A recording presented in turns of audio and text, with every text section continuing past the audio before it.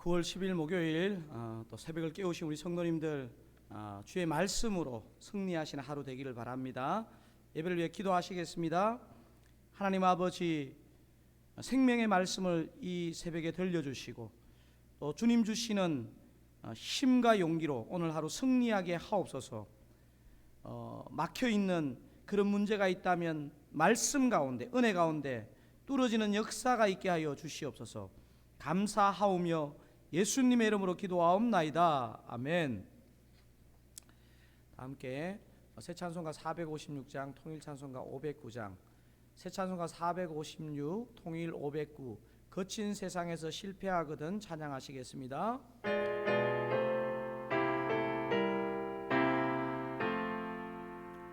거친 세상에서 실패하거든 그 손 못 자국 만져라.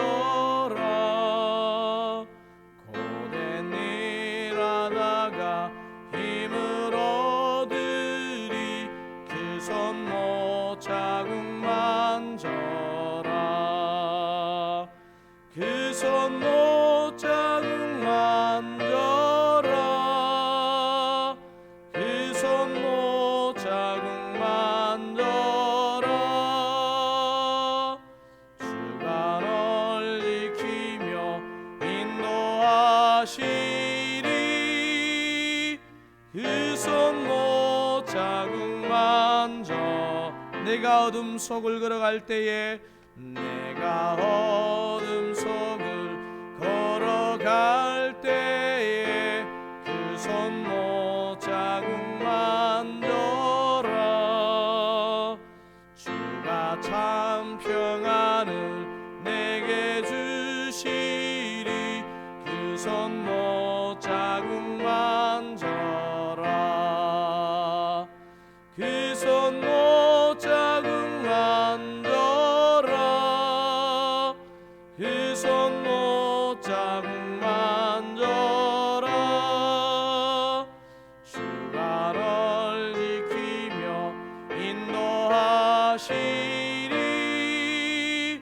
그 손 못 자국 만져라. 내가 부활의 주, 내가 부활의 주 따라가려면 그 손 못 자국 만져라. 내가 주 안에서 길이 살리라. 그 손 못 자국 만져라. 그 손 못 자국 만져라. 그 손 못 자국 만져라. 주가 널 지키며 인도하시리.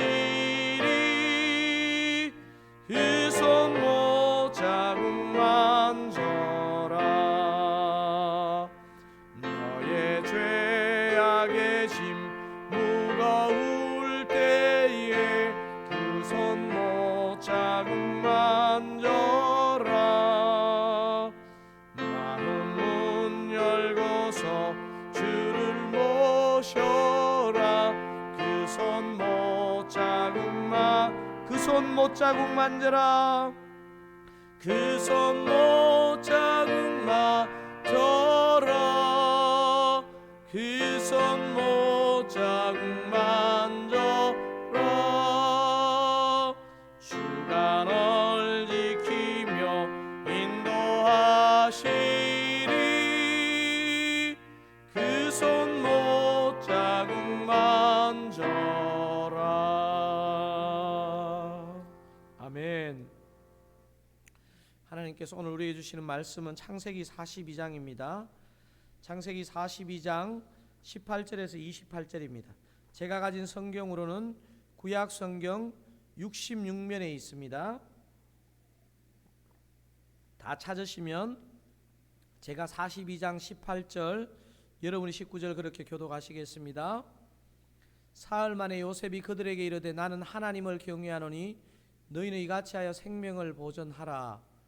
너희가 확실한 자들이면 너희 형제 중 한 사람만 그 옥에 갇히게 하고 너희는 곡식을 가지고 가서 너희 집안의 굶주림을 구하고 너희 막내 아우를 내게로 데리고 오라. 그러면 너희 말이 진실함이 되고 너희가 죽지 아니하리라 하니 그들이 그대로 하니라.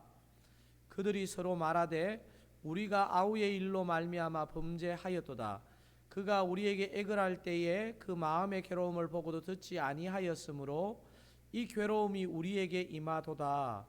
르우벤이 그들에게 대답하여 이르되 내가 너희에게 그 아이에 대하여 죄를 짓지 말라고 하지 아니하였더냐. 그래도 너희가 듣지 아니하였느니라. 그러므로 그의 핏값을 치르게 되었도다 하니 그들 사이에 통력을 세웠으므로 그들은 요셉이 듣는 줄을 알지 못하였더라. 요셉이 그들을 떠나가서 울고 다시 돌아와서 그들과 말하다가 그들 중에서 시므온을 끌어내어 그들의 눈앞에서 결박하고 명하여 곡물을 그 그릇에 채우게 하고 각 사람의 돈은 그의 자루에 도로 넣게 하고 또 길 양식을 그들에게 주게 하니 그대로 행하였더라.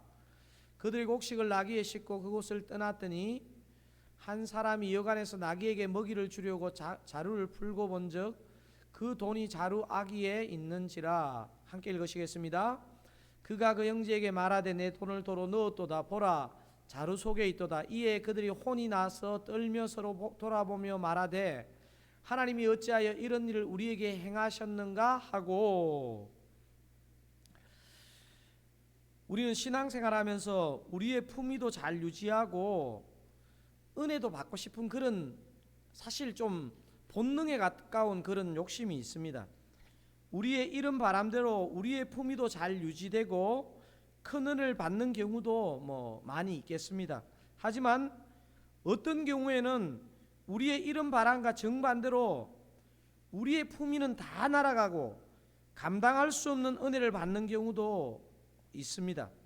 오늘 설교 제목대로 때로는 탈탈 털리는 것이 은혜입니다라는 제목이 여러분 사실 저와 여러분이 신앙생활하면서 정말 품위도 유지하고 은혜도 받고 싶지만 정말 이럴 때 있지 않습니까? 한국 교회가 놀라운 부흥의 문을 열게 된 사건은 평양 대부흥 운동이라는 것을 여러분들 많은 사람들이 아실 것입니다. 평양 대부흥 운동이 일어난 단초가 되는 사건이 있었는데요. 제가 그 내용을 잠깐 한번 읽어드리겠습니다. 1907년 1월 14일 오후 7시 평양 장대현 교회 한국인 최초의 장로교 목사 안수를 앞두고 있던 길선주 장로는 평안도 전역에서 몰려온 신자 1500여 명 앞에 섰다. 여러분 이 진짜 한국의 초대교회의 상황인데 1500명이 모였대요. 그리고 이내 흐느끼기 시작했다. 나는 아간과 같은 자입니다. 나 때문에 하나님께서 축복하실 수 없었습니다. 약 1년 전에 임종을 앞둔 친구가 나를 자신의 집에 불러 부탁했습니다. 길장로, 나는 곧 세상을 떠날 것 같소. 내 안에는 그만한 능력이 없으니 자네가 내 재산을 정리해 주면 좋겠소.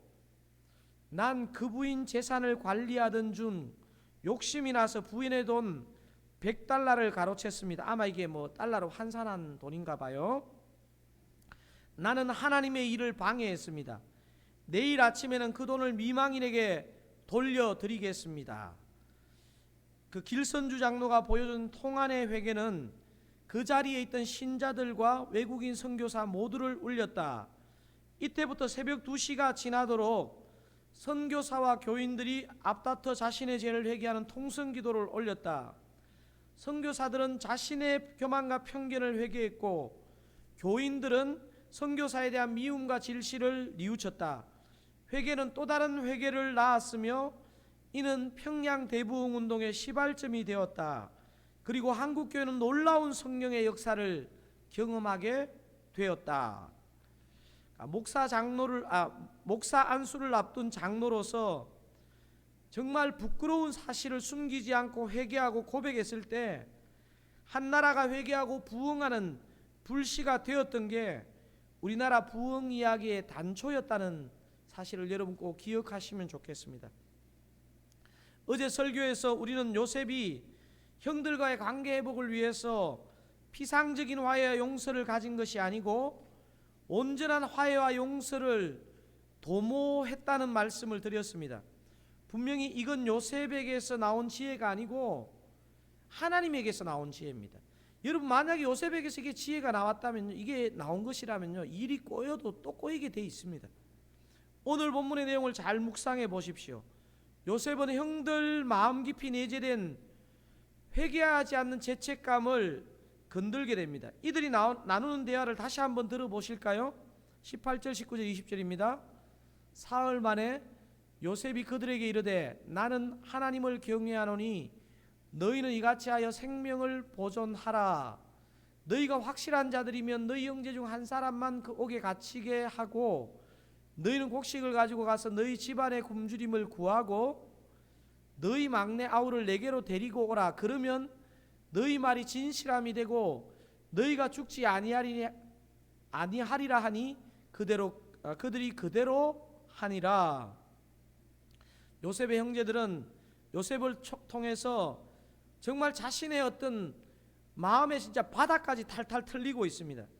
아버지의 심부름으로 애굽에 와서 곡식은 가져갈 수 있게 되었지만 형제 중 한 사람이 옥에 갇히는 정말 난감한 상황이 되었습니다. 더욱 난감한 것은 아버지께서 생명처럼 여기는 막내 베냐민을 데려오지 않으면 일이 해결되지 않을 상황까지 되었습니다. 이 상황에서 형제들이 나누는 대화를 한번 우리가 엿들어 보실까요? 21절입니다. 한번 큰 소리로 한번 읽어 보실게요. 그들이 서로 말하되 우리가 아우의 일로 말미암아 범죄하였도다. 그가 우리에게 애걸할 때에 그 마음의 괴로움을 보고도 듣지 아니하였으므로 이 괴로움이 우리에게 임하도다. 정말 오래전에 있었던 그 동생에게 잘못했던 그 잘못을 정말 막 그 괴로움을 정말 어떻게 보면 몇 배나 더되게 느끼는 것처럼 그렇게 표현하고 있습니다. 형 르우벤은 더 강한 자책감의 고백을 하게 됩니다. 22절 제가 한번 읽어보겠습니다. 르우벤이 그들에게 대답하여 이르되 내가 너희에게 그 아이에 대하여 죄를 짓지 말라고 하지 아니하였더냐. 그래도 너희가 듣지 아니하였느니라. 그러므로 그의 핏값을 치르게 되었도다 하니. 요셉도 정말 대단합니다. 섣부르게 자신을 이렇게 내가 요셉입니다 이렇게 하지 않고 형들과 아버지의 회개를 기다립니다. 제가 이걸 볼 때 이건 요셉의 지혜가 아닙니다. 하나님의 지혜입니다. 요셉이 그들을 떠나가서 울고 다시 돌아와서 그들과 말하다가 그들 중에서 시므온을 끌어내어 그들의 눈앞에서 결박하고, 여러분 지금 요셉은 정말 그 아픔이 이렇게 정말 서름처럼 올라와서 자신을 밝히고 싶었을 것인데 시므온을 결박합니다. 이거는 진짜 하나님께서 그렇게 시키신 거죠. 요셉이 지난날 자신이 겪은 아픔에 대한 기억도 있었겠지만 아직까지 죄책감과 고통에 시달리는 형들의 대화를 들으면서 정말 자기보다 더 불쌍한 사람은 형들이구나 하는 것을 요셉은 느꼈을 것이라고 생각되어집니다. 팔려간 것은 자신이었지만 평생을 죄책감과 아픔으로 지냈던 그 형들을 보면서 마음이 아팠지 않겠습니까? 하지만 요셉은 진정한 화해를 위해서 주님이 주신 지혜로 시므온을 결박하고 나머지 형제들을 고국으로 보냅니다. 이게 끝이 아니죠. 형제들이 분명히 돈을 주고 곡식을 사가지고 간다고 생각했는데 곡식 자루에 자신들의 돈이 그냥 그대로 들어 있습니다. 형제들의 당황하는 대사를 한번 읽어보실까요? 그가 그 형제에게 말하되 내 돈을 도로 넣었도다. 보라, 자루 속에 있도다. 이에 그들이 혼이 나서 떨며 서로 돌아보며 말하되 하나님이 어찌하여 이런 일을 우리에게 행하셨는가 하고.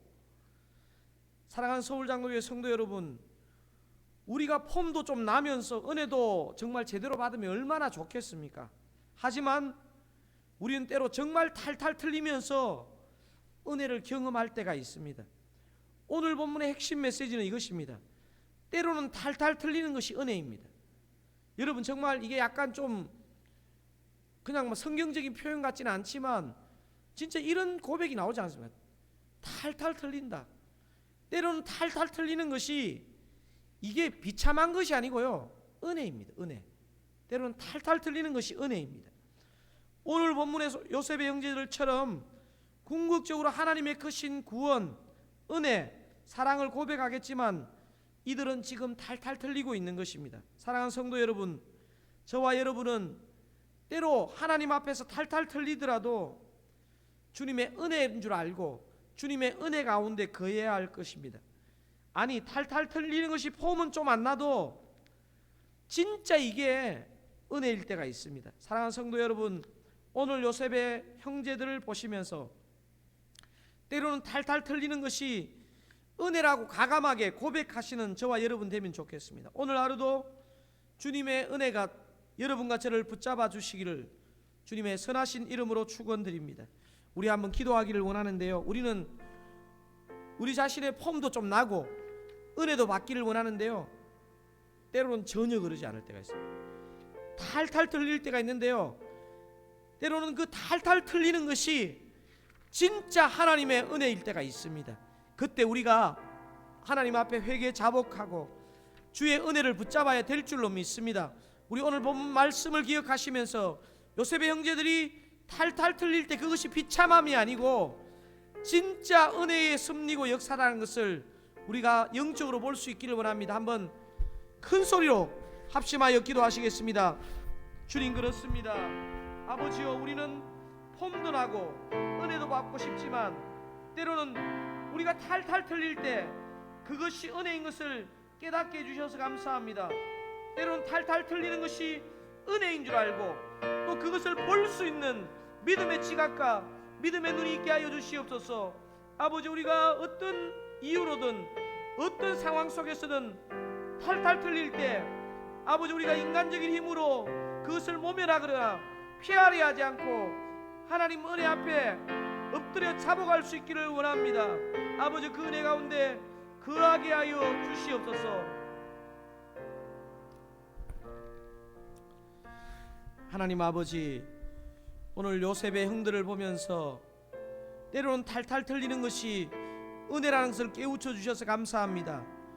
우리도 때로는 탈탈 틀릴 때 변명하거나 회피하거나 망각하지 않고 오히려 주님 앞에 회개 자복하고 정말 참된 은혜와 깨달음 가운데 거할 수 있도록 우리를 붙잡아 주시기를 원합니다. 하나님 아버지, 우리 삶에 이런 궁지에 몰리는 같은 이런 어려움과 난감함이 올 때 주님을 바라보게 하시고 은혜인 것을 고백하게 하여 주시옵소서. 감사하오며 예수님의 이름으로 기도하옵나이다. 아멘. 여러분, 오늘 말씀을 통해서 계속 우리가 나누었지만 누군들 폼이 안 나면서 은혜 받고 싶겠습니까?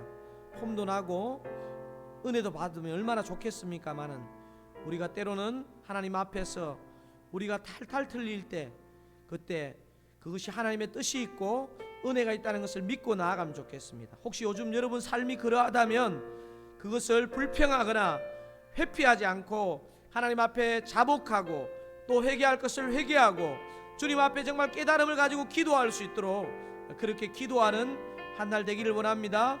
개인 기도 들어가시겠습니다.